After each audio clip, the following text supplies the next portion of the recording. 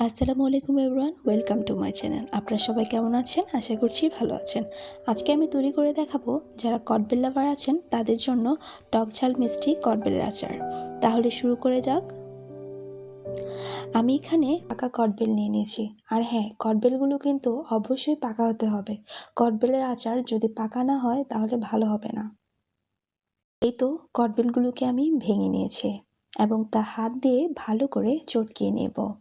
এই প্রক্রিয়াটা কিন্তু বাদ দেওয়া যাবে না, হাত দিয়ে ভালো করে চটকিয়ে নিতে হবে, না হয় আচার বানানোর সময় দলা পেকে যাবে।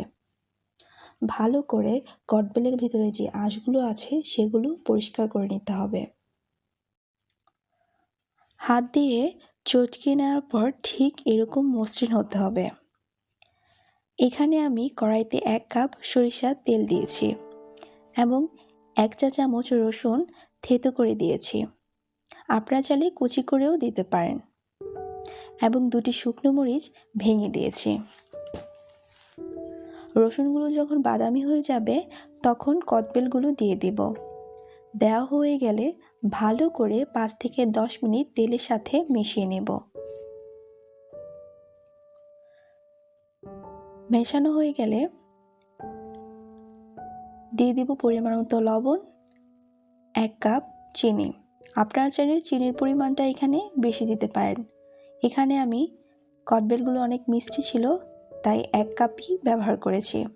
ভালো করে চিনি মেশাতে হবে।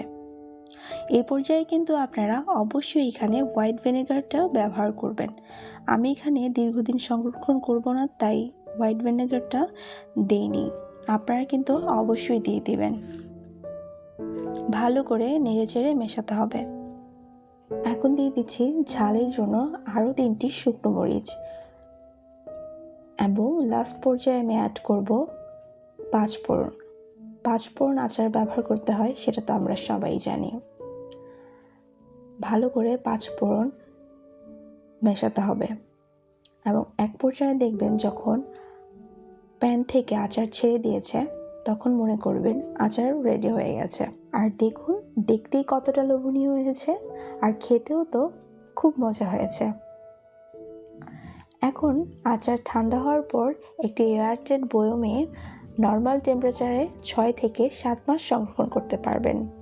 আর আপনারা যদি ফ্রিজে রেখে সংরক্ষণ করতে চান তাহলে 1 বছরের মতো সংরক্ষণ করতে পারেন।